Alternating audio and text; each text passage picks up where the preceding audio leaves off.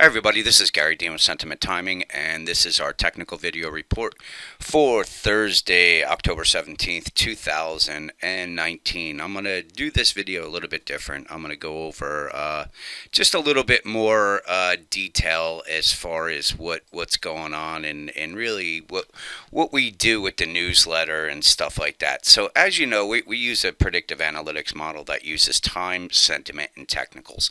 Time is when, and that's the time periods that Woody puts out.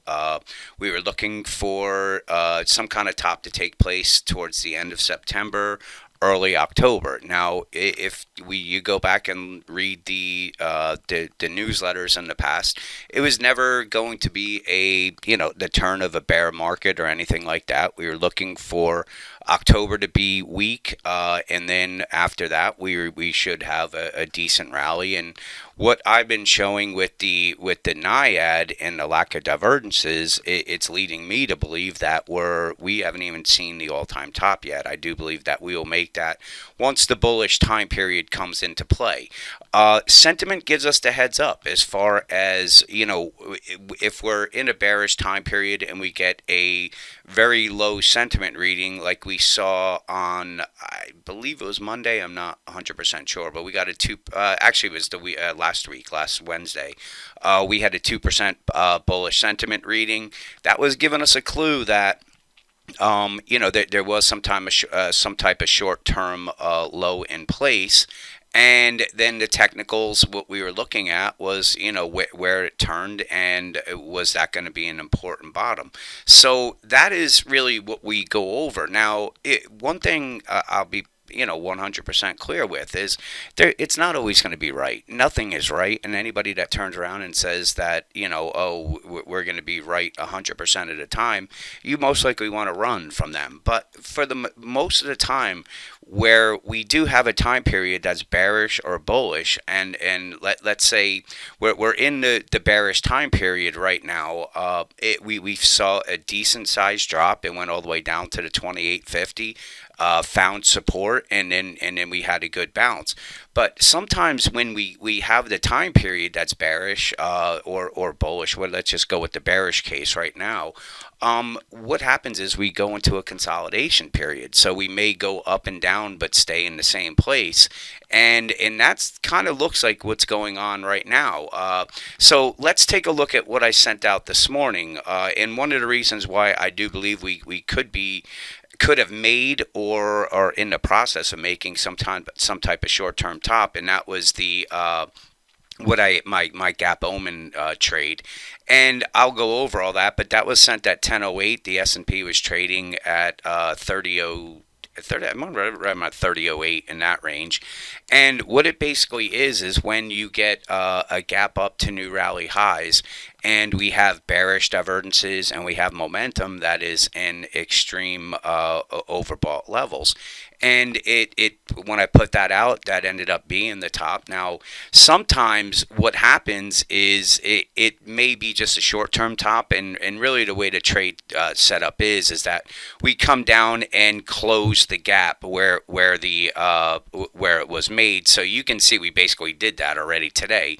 So I put that out when it was at 30.09. We did come down to the 29.92. So basically that gap was filled. But a lot of times what happens is it does make a more important top, and you can see here's a Gap Omen right here. And we had the bearish divergences. We are overbought, and from there it led to a deeper drop.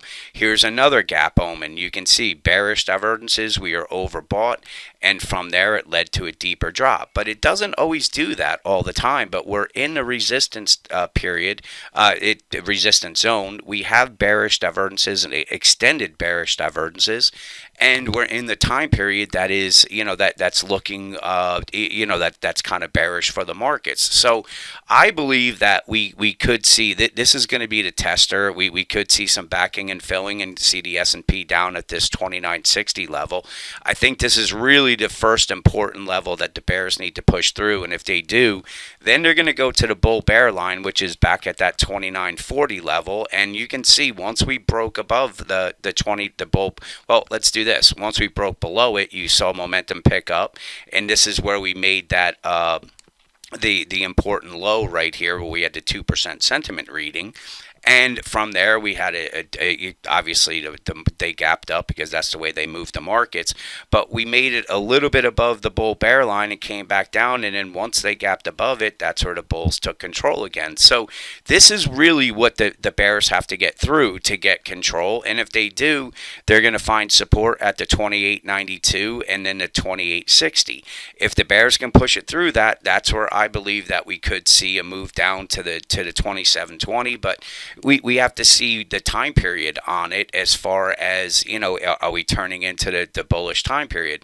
Now, another thing that's kind of interesting is you can see that we have this we often get this little wedge at the top of the moves here where the bulls continue to try to move and it gets sold off, and you can see what happens is it forms a wedge at the top of the say pattern, and that's really what's happening. You can see it took place here. I'm just going to draw it where we had this little wedge here. It happens often when we're at the top. So, am I saying that the top is in? I think that there's a lot of reasons to believe it could be, but this market is running. A lot of it is news driven, and most of it is happening when we're sleeping. And you can see exactly how the bulls got themselves out of trouble. They gapped up, gapped up, gapped up.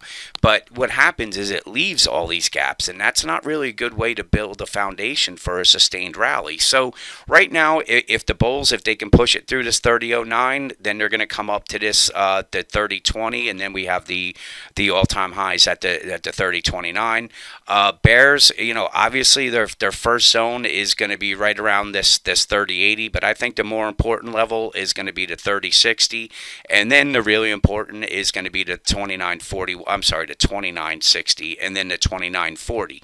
So if it comes down to say the 29.60 and it finds support, we're still looking at the trade setup from the 30.07 down to the 29.60. So a 50-point drop, and like I said, these gap omens are not, they're not massive turns in the market automatically, even though it can turn out to be that way. But they are warning signs that things could turn at any second. So sentiment, if we come back and take a look at this, you can see we had a 2% sentiment reading and a 3% sentiment reading, and that's really all the bulls needed was that little stuff to be able to gap the markets higher. But as I said, when you start building say rallies off of gap higher, it typically doesn't last, and a lot of these gaps are filled at some point.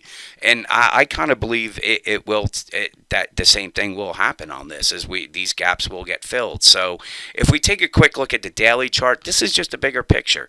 We're in this range right here. So anybody that is saying, oh, the bulls are right, it all depends. If you bought up here, you had to go down and manage your long trade as we went some 200 points lower. If you got bearish here, then you had to listen to the bulls saying that you can't short this market, and everybody was jumping long here only to see it come down. So we're really just been within this range. There is no right or wrong bull or bear market right now. We're in this range, and that's all it is. You can't if you're a brilliant trader, you got short here and you got long here, but nobody's going to be exactly perfect on it. So my point is, typically what happens is people don't get bullish until it's up here, and then they get bearish when it's down here, and we can see that from the sentiment readings. This is what happens. So I'm on the range that right now I wouldn't be surprised to see us come down here. Maybe we have to come up, test the top of the range, but the way that the 60-minute chart is with these divergences, the pattern in play, as well as the gap omen trade setup, I think we're going to come down bare minimum 29.60. I think more likely testing down at these lows. And if we come in here and then we're getting into the more bullish time period, then guess what? We close the shorts and we look long, and we hold on to the long positions until we get into the next bearish time period.